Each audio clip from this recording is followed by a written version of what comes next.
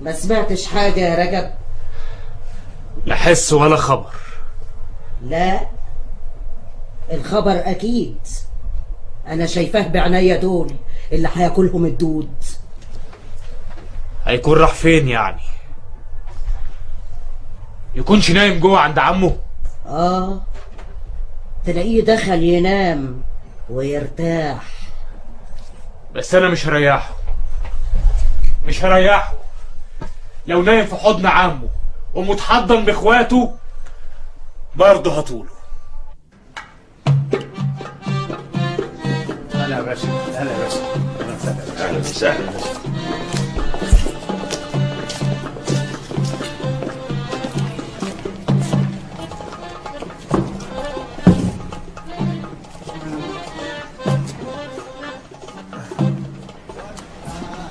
ربنا يا باشا. شكرا شكرا، اتفضل دلوقتي لما احتاج لك هندهلك. المكان لطيف، ها؟ احسن من المره اللي فاتت.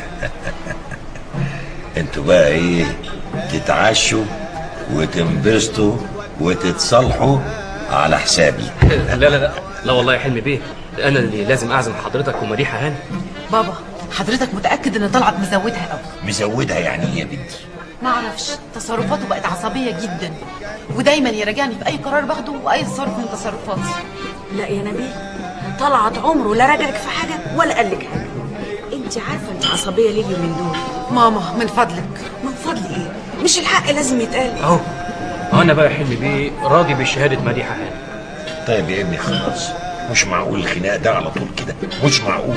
شوفوا بقى هتتعشوا ايه. الله، كفاياكوا تمثيل بقى. حضرتك مصمم تسميه تمثيل؟ للأسف إنها عصبية تمثيلية ملهاش ما يبدل. وإن يكن يعني أنا طبعا بعذركم، كلها كم شهر كده، 4 شهور ما فيش غيرهم إن شاء الله، ويبقى في بيبي جميل نفرح بيه كلنا وتبطلوا العصبية اللي انتوا فيها دي. ايوه يتلخموا فيه ويلخمونا معاهم. يا ستي يلخمونا موافقين. بس يشرفنا الولد. بقول لك ايه يا نبيلة، انا نفسي في ولد، بقالي 7 سنين مستني الولد. يو يا حلمي، كل اللي يجيبه ربنا كويس. طبعا ما قلناش حاجة، بس احنا يعني اتحرمنا من الولد. ان شاء الله ربنا يعوضنا بالحفيد. ان شاء الله يا حلمي بيه، وان شاء الله كمان هنسميه حلمي. انا اللي قايله هنسميه حلمي. خلاص انسحب انا بقى. وبعدين معاك هو خناق وخلاص. شوفوا هنتعشى ايه. انا شخصيا ورا حضرتك زي سعادتك بالظبط. وانا كمان زيك. اولا مفيش حد زي ماما. يا متر قدم انا عارف باشا. ده انتوا عندكم رقاصة كمان اهو. حبيت سيادتك نلغيها يا فندم. لا تلغيها، ده ايه؟ حتى يبقى عشاء راقص. كل على صاحب المحل يا فندم. يا سيدي يشرفنا يا فندم. شكرا. اهم حاجة تعملوا عشاء يشرفكم.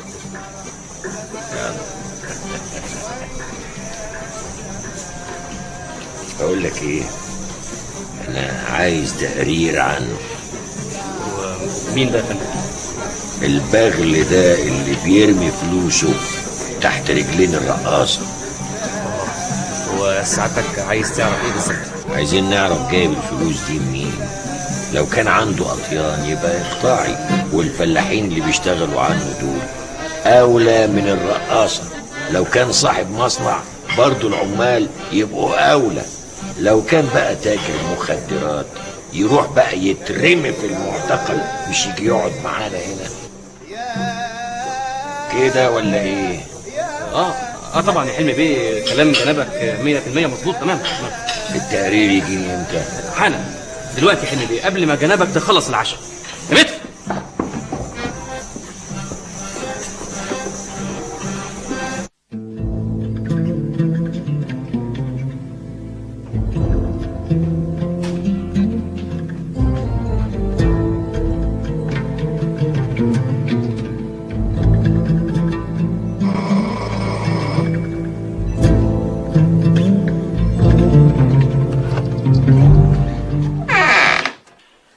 مين؟ مساء الخير يا حاج. مساء النور يا ابني، عايز مين؟ انا عاوز سيد. الاستاذ سيد. سيد مين؟ سيد عتمان. سيد عثمان؟ سيد عثمان المغازي. قولي له اخوك منصور. منصور مين يا ابني؟ منصور المغازي برضه. ما عندناش حد بالاسم ده يا ابني. ازاي بس يا حاج؟ دي شقته. شقته؟ ده ايه ده؟ يا مراد، مراد. ايوه يا حاج. تعالى شوف يا ابني، جدع بيسأل على الباب وبيقول ان دي شقته. بيقول دي شقته؟ يبقى اكيد الاستاذ سيد. اتفضل يا استاذ سيد، ده يا راجل منتظرينك ترجع او حتى كام سنه. اتفضل يا استاذ سيد، اتفضل يا استاذ. اولا قبل ما ادخل، انا مش الاستاذ سيد. مش الاستاذ سيد اللي كان ساكن في الشقه دي زمان؟ لا، انا اخوه. انا اسف. امال فين الاستاذ سيد؟ الحقيقه انا جاي اسال نفس السؤال. انت كمان جاي تسال عليه؟ ياه، ده مش احنا بس بقى اللي بندور على الاستاذ سيد. على العموم اتفضل يا استاذ، مش هينفع كده تقف على الباب. اتفضل يا استاذ، ده احنا ما صدقنا لينا حد من ريحه الاستاذ سيد. اتفضل يا استاذ. اتفضل اتفضل اتفضل اتفضل.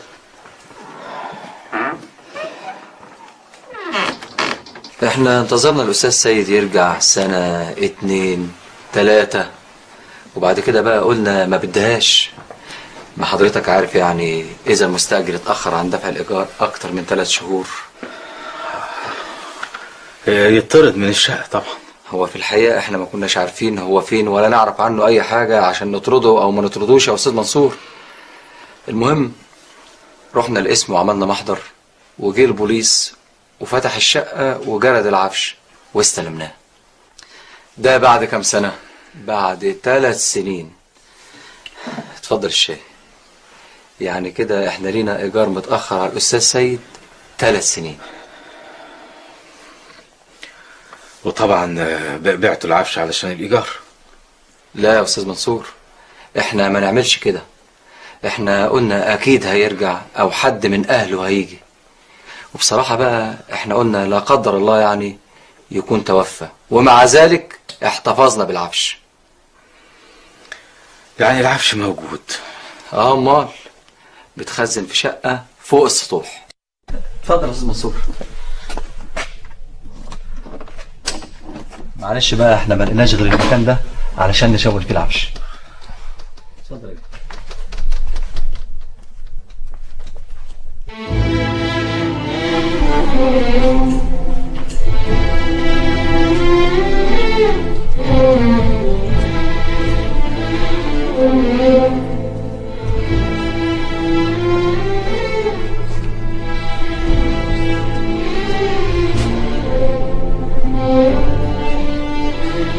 معلش الفيران شكلها كده عملت عمايلها.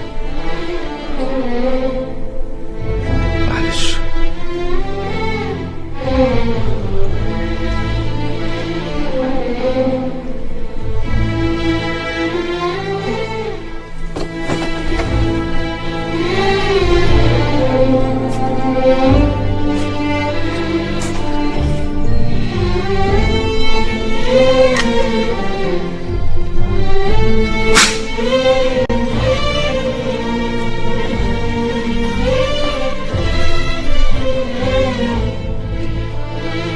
الحاجات دي احنا لقيناها متكسرة كده.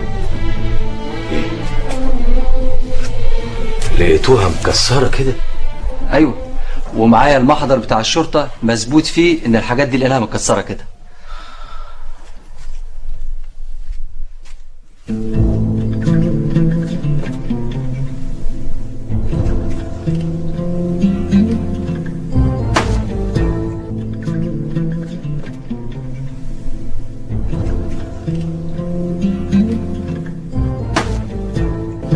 والعود ده كمان مثبوت في محضر الشرطة انه كان موجود متكسر كده.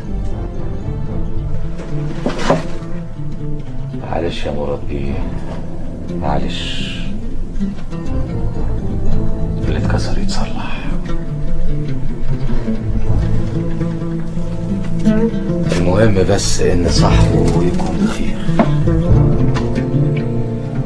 ده املنا يا استاذ منصور. ما قلتليش يا استاذ منصور، هو ليه حضرتك يعني ما جيتش من زمان او حد من العيله؟ مشاغل يا استاذ مراد، الدنيا تلاهي. هو الاستاذ سيد كان عليه كام ايه؟ الايجار متاخر وما دفعوش. يا استاذ منصور احنا خلاص اخدنا الشقه ومسامحين.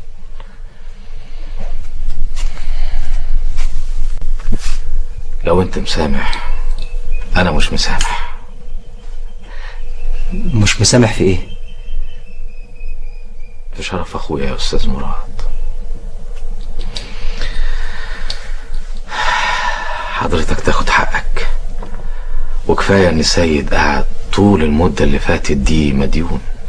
يعني حضرتك عايز تدفع الايجار اللي كان متاخر وايجار الشقه دي كمان. شوف حضرتك هتقدر ايجارها بكام، واحسب لي المبلغ كله من ساعه ما نقلت العفش فيها لحد دلوقتي. يا استاذ منصور دي حاجات بسيطه، حضرتك اتفضل اي وقت خد العفش واعتبر ان حقنا وصل. لا، حضرتك هتاخد حقك وفوقه شهر مقدم كمان، لان انا هقعد هنا. هتقعد هنا فين؟ في الشقه دي. عند حضرتك مانع؟ لا ما عنديش مانع، انا تحت امر حضرتك، بس انا شايف يعني انها مش قد المقام. معلش، ما هو انا هقعد كام يوم علشان ارمم العفش واشوف سيد اخويا فين. بس من فضلك يا استاذ مراد ابقى ادي فكره للبواب انه يجي يطلع الحاجات دي كلها بره، على ما نشوف هنتصرف ازاي. الحمد لله على السلامه يا ولد. ايه هو ده؟ احنا كنا مسافرين. طبعا، والسفر بعيد قوي كمان. انا كنت حاسس اننا مسافرين استراليا مثلا. انت عارفه يا نبيله، طول ما انا بره البيت بحس اني مسافر، ومسافر بعيد قوي. مش بحس بالامان اللي بعد ما ارجع البيت واقفل الباب والاقيكي واقفه جنبي. بجد؟ ايه ده؟ انت مش مصدقاني ولا ايه؟ كنت بصدقك زمان. طب ودلوقتي؟ حاسب كنت هتوقعني. مش قادره امشي، رجلي تعبانه خالص. تحبي اشيك زي زمان؟ زمان كنت بتحبني. طب والله انا شايلك. حاسب البيبي، انت اتجننت. ما هو انت بقى لازم تصدقيني. مصدقك خلاص.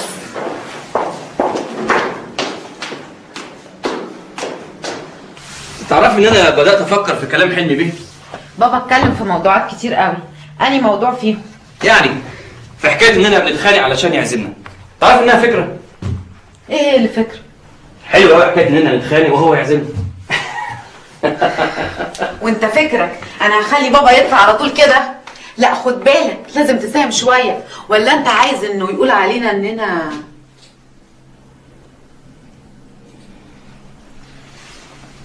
احنا برضو بنعرف نساهم بطريقتنا يا نبيله هانم. ايه رايك؟ دي بمناسبه ايه؟ بمناسبه اني بحبك. حاجه جديده دي طالعه بيه، اول مره اعرفها. نبيله انت عارفه كويس قوي انا بحبك قد ايه. بس برضه قولي، دي بمناسبه كويس قوي يا طلعت، مفيش حاجه من غير تمن. خلاص ستي، لو انت مصممه ان يبقى في مناسبه، اعتبريها بمناسبه الترقيه الجديده. ترقيه ايه؟ ترقيتي. انت ترقيت؟ هترقى، هبقى مدير مكتب حلمي بيه. امتى؟ القرار هينزل امتى؟ لما حضرتك تعتمديه. متهيألي كده نبيله مش هتقدري تأخري القرار ثانيه واحده، والا حلمي بيه هيعين حد تاني بدالي. ولعلمك يا نبيله، لعلمك مدير مكتب حلمي بيه هتنتهي خدمته يوم الخميس الجاي. حضرتك اللي طلبت ان يبقى في مناسبه للهديه، ولو اني جايبها عشان بحبك. انت بقى اللي ما صدقتنيش. انا مصدقه حاجه واحده بس يا طلعت بيه. اني بحبك؟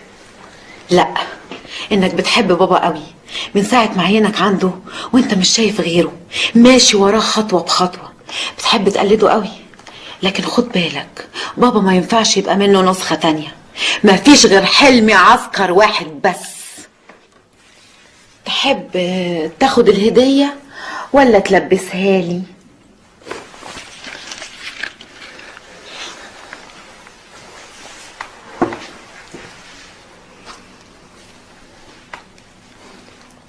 مبروك يا حبيبتي. مبروك عليك انت يا سيادة المدير.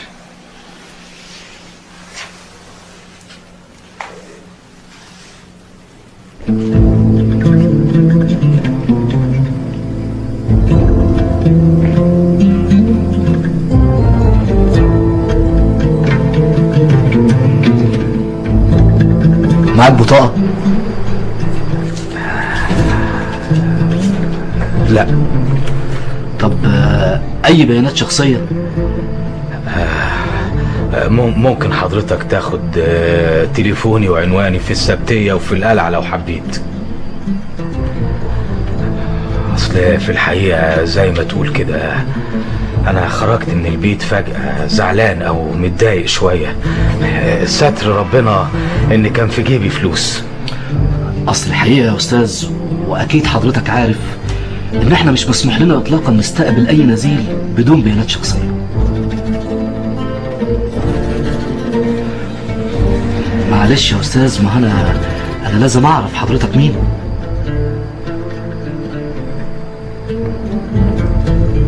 أنا اسمي منصور عثمان المغازي،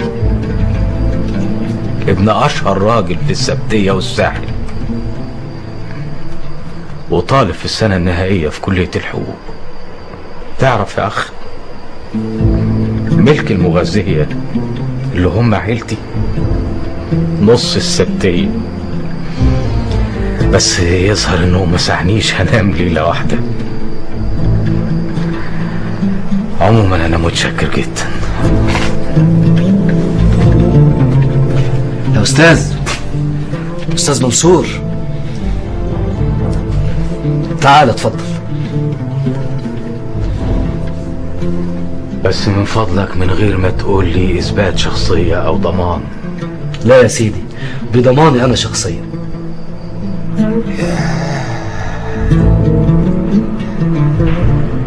أول مرة رايح جسمي من 8 سنين. 8 سنين؟ ياه، دي مدة طويلة قوي. يظهر إن اللي جاي أطول.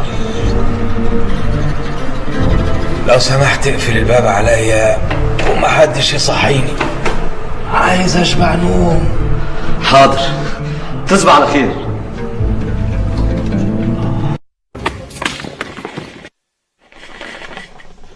يا سميحة هانم يا مغازية، يا سميحة فندي، يا سيدة سميحة. في ايه يا عطية؟ في ايه يا عطية؟ سامع يا سعالي؟ سامع اختك بتقول لي في ايه يا عطية؟ ايوه في ايه؟ بتزعق ليه؟ بزعق من ناري، بزعق عشان تسمعيني وتسألي فيا وترد عليا. اظنك ما انتش محتاجني في حاجة. سامع يا سعالي؟ سامع اختك بتقول لي ان انا مش محتاج لها في حاجة. لا يا سميحة هاني، انا ما اقدرش استغنى عنك. لا تقدر تستغنى عن الكل. يوه، الحجر خلص. يا سميحة شوية حنية. ما تتكلمش على الحنية انت ولا هو. الله الله الله الله، ايه ده؟ في ايه؟ ما خطرش في بالك ولا فكرت اخوك فين دلوقتي؟ افكر ازاي يعني؟ بتسألني ازاي؟ زي الاخوات ما بيفكروا في اخواتهم، انما انت قاعد هنا قافل على مخك ومش عايز حد يسألك. انتوا مغازية انتوا. بس بقى لم لسانك وعيب. انا ما بكلمكش يا عطية ولا هكلمك في حكاية منصور. ما تقولي لي اجري ورا منصور ولا اضرب ابن فودة وادخل انا بقى السجن. انت عمرك ما هتجري ورا منصور ولا هتقف لابن فودة. الدور والباقي على اخوه، ابن امه وابوه اللي قاعد هنا ناسي الدنيا وناسي هو ابن مين. على العموم احنا بقينا في نص الليل دلوقتي. معاك حق. الحق انا بقى اشوف لي حته تانية اقضي فيها النص التاني. يا اخويا روح مطرح ما تروح، هو انت نافع اولاني عشان تنفع تاني؟ سامع يا علي؟ سامع اختك؟ اديني بشهدك اهو، عشان لو دخلت عليها وفي ايدي واحده تانية وكاتب عليها معلش.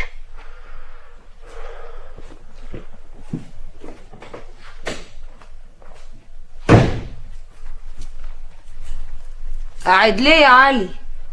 ما رحتش وراه ليه؟ بس بدل ما تنزل ورا تحت كنت تطلع فوق عند احلام. عاوزاني اعمل ايه يا سميحه؟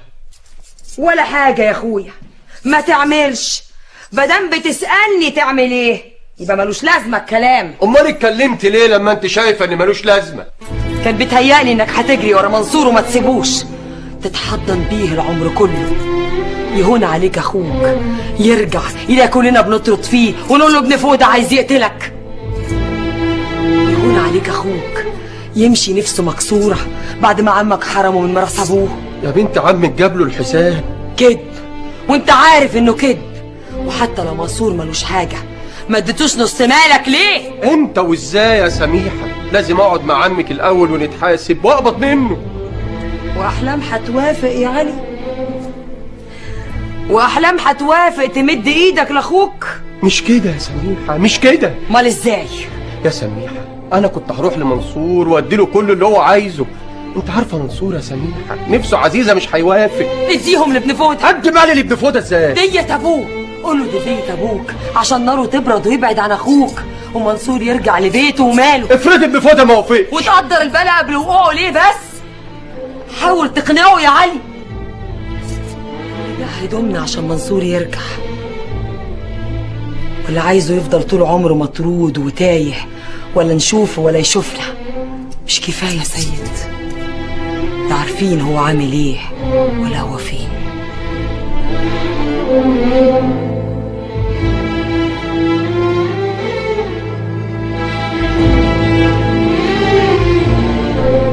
يعني هيكون راح فين يا منصور؟ تلاقيه بيلف في جولة فنية زي ما بيقولوا وشاف شقة تانية. ولا مات؟ مات؟ يا مريض في مستشفى يا دخل السجن. ليه يا منصور بتقول كده؟ لأن هو ده المنطق، كل القوانين والحيثيات بتقول كده. انت ليه متشائم كده؟ طب قولي لي حاجة تخليني أتفائل. مش يمكن هاجر راح يدرس بره مثلا من غير ما يقول لحد؟ وهو من امتى سيد كان بيقول لحد؟ ما هو طول عمره بيعمل اللي يجي في دماغه من غير ما حد يعرف. انت مش عرفت تتجوز ازاي؟ انت بتصبريني مش كده؟ لا يا منصور، انا بس بقول لك رأيي. طب قولي لي رأيك كمان في حاجة مهمة قوي. اقتل ابن فودة ولا اسيبه يقتلني؟ يعني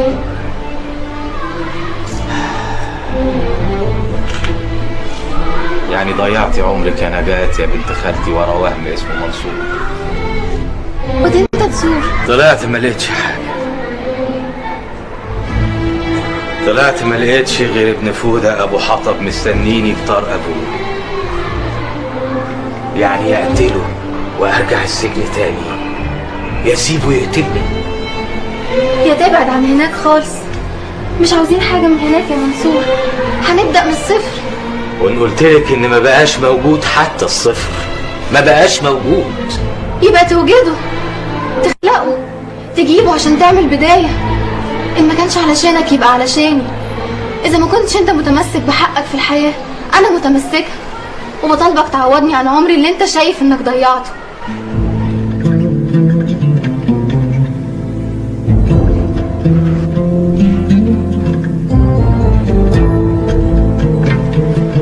منصور دمع، منصور عينيه فيها دموع. معلش يا نجاة، أنا آسف.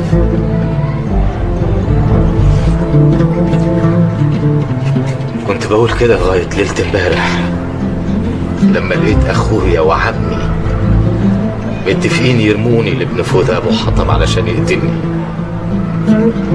بالمناسبة انا جهت، انا مش خايف لا يقتلني لسبب بسيط قوي،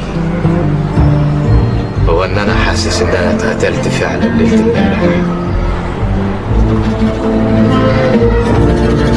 حاسس كمان ان العالم اتغير كتير قوي. ان شاء الله هيتغير للاحسن يا منصور. ما اظنش. منصور رايح فين؟ لطلعت. ما انا بقول لك اهله في السبتية ما سألوش عنه من كام سنة، يبقى اكيد اخوه اللي طلع معاه هو اللي عارف هو راح فين.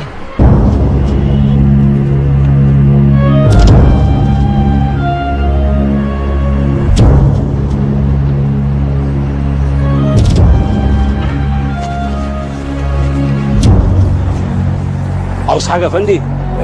دي فيلا الاستاذ طلعت المغازي. دي فيلا طلعت بيه، يلزم حاجه؟ انا جاي اقابله. ليه؟ عشان ايه؟ عشان انا اخوه. اخو طلعت بيه؟ ممكن تبلغه وتقول له منصور اخوك عايز يقابلك. اتفضل يا منصور بيه، اتفضل يا سعاده البيه، اتفضل اتفضل.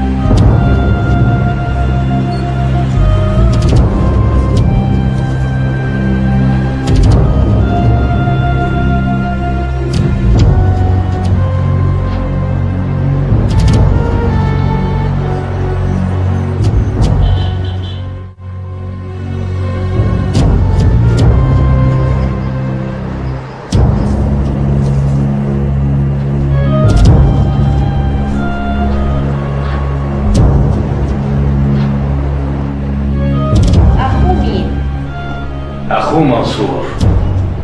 عاوزه في حاجة يا منصور؟ حضرتك مش سمعتي ان انا اخوه؟ سمعت عنك. اذا كنت سمعتي عني فانا اخوه شقيقه. يعني هو ما يعرفنيش بالسمع، ولا هو ما قالكيش ان انا اخوه شقيقه؟ قولي لطلعت منصور بره. اسمه طلعت بيه. قولي لطلعت بيه منصور اخوك الكبير عاوزك. هو في الحقيقة نايم دلوقتي، اصله متعود يتغدى وينام. صحيح. قولي لابن المغازي اصحى، اخوك عاوزك. اخويا مين؟ اللي كان في السجن. منصور؟ منصور قاعد يزعق تحت ويقول لي قولي لابن المغازي انا هنا. ايه ده؟ يعني ايه؟ يعني بيتصرف ويفكر كأنه لسه في اللومان.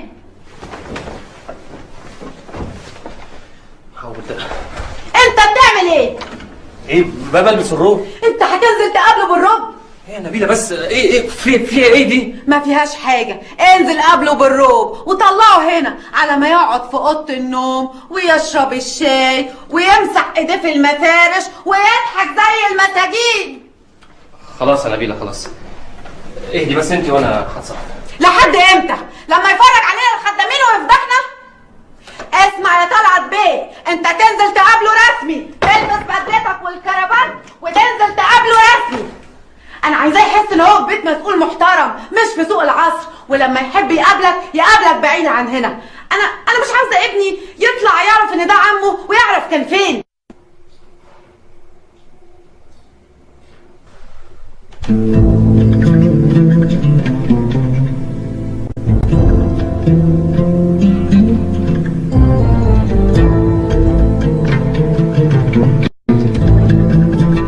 طلعت المغازي.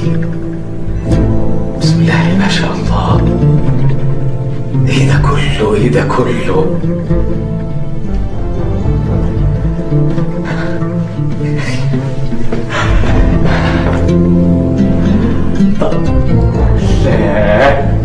لا المدام بتاعتك ليها حق صحيح تقول لي انا ديك طلعت بيه. ازيك يا طلعت؟ ازيك يا اخويا؟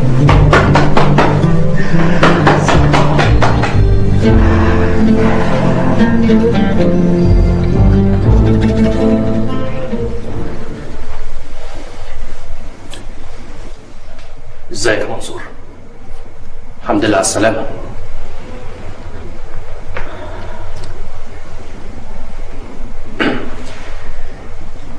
تعالى يا منصور. هاجي فين؟ ما انا اهو.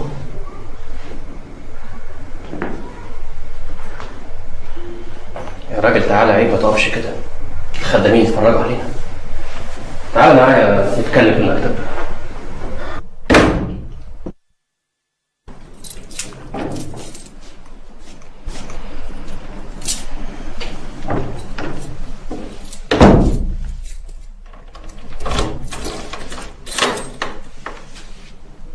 تقفل الباب بالمفتاح ليه يا طلعت؟ يعني عشان نقدر نتكلم براحتنا. هو احنا لسه هنتكلم نقول ايه؟ بلاش انت تقول حاجة، لاني عارف كويس قوي اللي انت هتقوله. انما انا بقى لازم اقول لك حاجة مهمة قوي يا منصور، ولازم تسمعني وتقدر موقفي. ما تكملش يا طلعت بيه. منصور احنا اخوات، وانت اخويا الكبير. لازم تعرف ان وضعي دلوقتي بقى حساس قوي. كان لازم يا اخي تاخد بالك، ده انت اخويا الكبير. طب كويس والله ان انت لسه فاكر ان انا اخوك الكبير. دي حقيقة ما حدش يقدر ينكرها، زي ما حدش يقدر ينكر ان موقعي دلوقتي بقى حساس قوي. ومتهيألي يا طلعت انت كمان ما تقدرش تنكر ان انا ياما شلتك على كتفي وانت يا دوب بتحبي.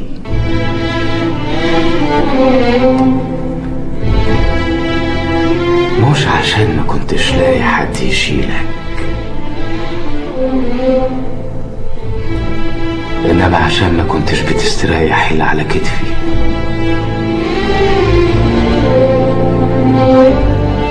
الله يرحمك يا أمه. شيله يا منصور عشان ما بيستريحش غير معاك. ومفيش مرة شلتك إلا وبليت هدومي. بس كنت بقول ده لسه عيل صغير، وعمري ما زعلت منك. طب يا أخي خلي صدرك واسع المرة دي كمان، ما تزعلش مني. بس انت مش لسه عيل صغير يا طلعت. منصور انت ما شربتش حاجة.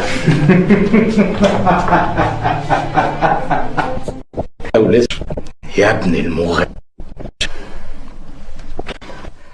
انا كنت جاي علشان اسأل عن سيد اخوك. قلت اكيد انت اللي تعرف هو راح فين. انا ما اعرفش حاجة عن سيد. ما تعرفش ولا احب اعرف. خلاص ما عادش فيكوا حد يعرف حاجة عن التاني. يا منصور كل حاجة اتغيرت، العالم اتغير عشان الزمن اتغير. كان لازم تحسب السنين كويس يا اخي. والزمن اللي اتغير ده يخليكوا تنسوا بعض ويعمل كده في الاخوات. يا منصور احنا هنا مش في سوق العصر، كل واحد لازم يشوف مستقبله من غير ما يعطل اخوه. ده المفروض على الاخوات يا اخي. والمفروض على الاخوات انهم ما يفقدوش الذاكرة مرة واحدة يا طلعت. بس صار يا حبيبي ان احنا ما فقدناش الذاكرة بس، لا ده احنا فقدنا حاجات كتير.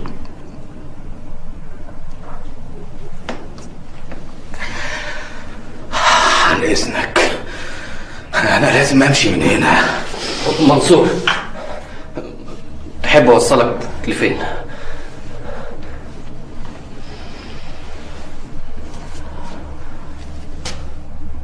شوف انت عايز توصل لفين.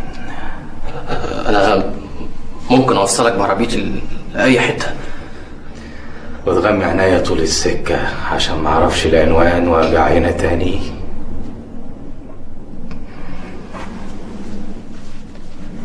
اطمن يا طلعت باشا، اطمن. انا نسيت عنوانك خلاص.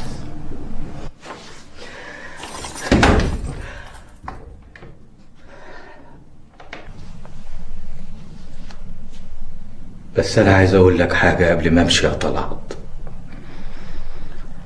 لو احتجتني تاني اشيلك على كتفي انا مستعد. تعال وما يهمكش، اخوك لسه راجل ولسه كتفي يقدر يشيلك. حتى لو بليت هدومي هقول لسه عيل ومش هزعل منك.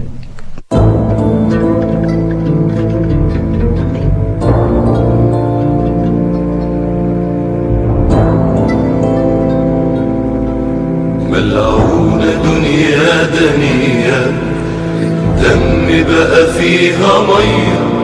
ملعونة دنيا دنيا الدم بقى فيها مية. حتى ما بين الشقايق ضاعت يا ناس الحقايق. دعتها ولا احنا فينا، دعتها ولا احنا فينا، والعيب حاكم وسايق. ملعونة دنيا دنيا، ملعونة دنيا دنيا، ملعونة دنيا دنيا.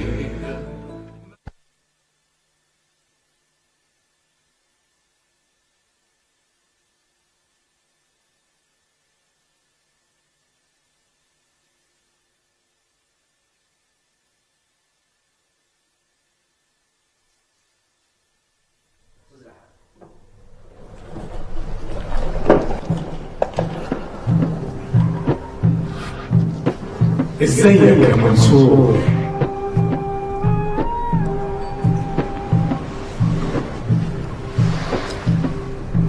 مش اسمك منصور برضه؟ منصور عثمان المغازي. جدك المغازي بيسلم عليك يا منصور.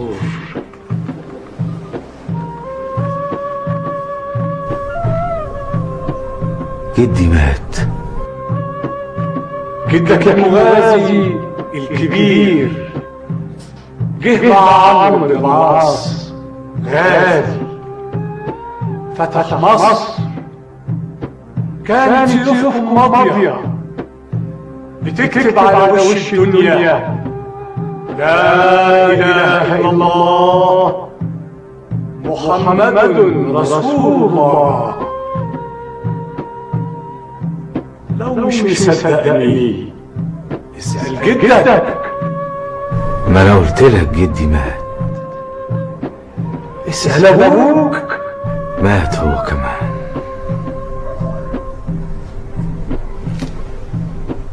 ما بقيش غير عمي اسأله. لا لا لا عم الرحامي لا. يا منصور لا تحزن، الزمن الطيب جاي، الزمن الطيب جاي حقك وياه. حقك محفوظ يا منصور، حقك محفوظ يا منصور.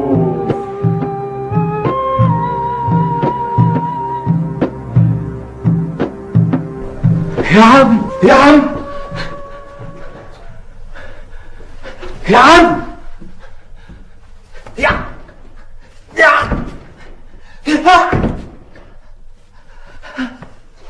رحت فين؟ طب انت مين؟ ها؟ طب انت عم جاب الله يا عم جاب الله؟ يا عم جاب الله يا عم جاب الله